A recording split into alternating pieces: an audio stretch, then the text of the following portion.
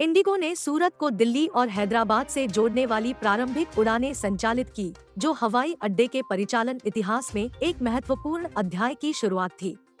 सूरत, गुजरात, भारत, 25 दिसंबर। ANI सूरत अंतर्राष्ट्रीय हवाई अड्डे ने सोमवार को दिल्ली और हैदराबाद से 2 उड़ानों के आगमन के साथ 353 करोड़ रुपए की लागत से निर्मित अपने नए उद्घाटन टर्मिनल से घरेलू उड़ान संचालन शुरू किया।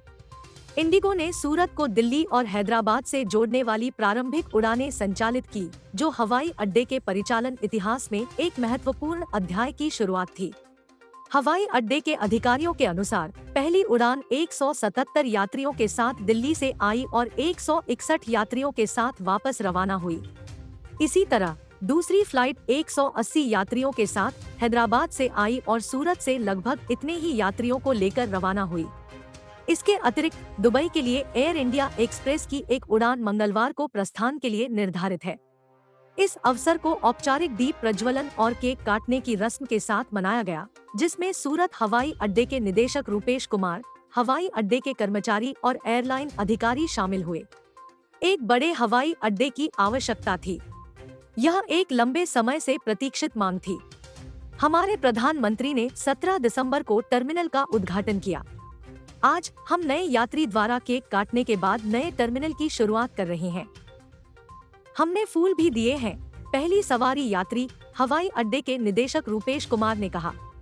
नए टर्मिनल से पहली घरेलू उड़ान के लिए एयरपोर्ट अधिकारियों ने यात्रियों का फूल देकर स्वागत किया।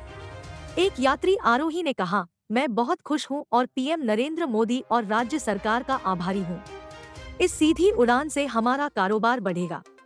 एक अन्य यात्री ने कहा, सूरत शहर भारत के साथ साथ दुनिया के तेजी से विकसित होने वाले शहरों में से एक है। पीएम मोदी ने इस टर्मिनल के लिए लगभग 350 करोड़ रुपए दिए। हम पीएम मोदी के आभारी हैं। मैं आपको बधाई देता हूं।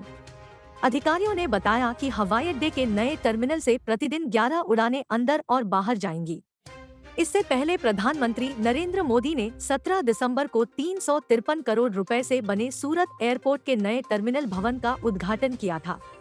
सूरत वर्तमान में 14 घरेलू शहरों दिल्ली, चेन्नई, बेंगलुरु, कोलकाता, हैदराबाद, गोवा मोपा, बेलगाम, पुणे, जयपुर, उदयपुर, इंदौर, दीव और किशनगढ़ से जुड़ा हुआ है और अंतर्राष्ट्रीय स्तर पर शारजाह के माध्यम से दुनिया के बाकी हिस्सों से जुड़ा हुआ है।